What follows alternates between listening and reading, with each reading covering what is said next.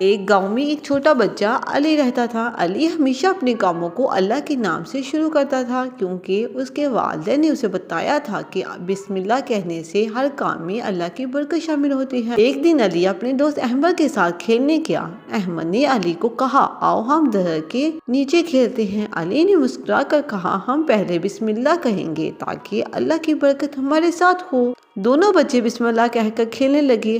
اچانک احمد کا پاؤں پھسلا اور وہ نیچے گرنے لگا، لیکن علی فوراً اس کے پاس دوڑا اور بسم اللہ کہہ کر احمد کو بچا لیا۔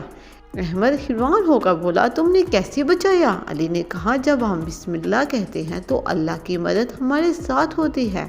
اس کے بعد احمد بھی بسم اللہ شروع کر دیتا ہے اور وہ دونوں ہمیشہ اپنے کاموں میں اللہ کا نام لیتے ہیں۔ دونوں نے سیکھا کہ اللہ کی برکت ہر کام میں مدد دیتی ہے اور بسم اللہ کہنے سے ہر چیز آسان اور محفوظ ہو جاتی ہے۔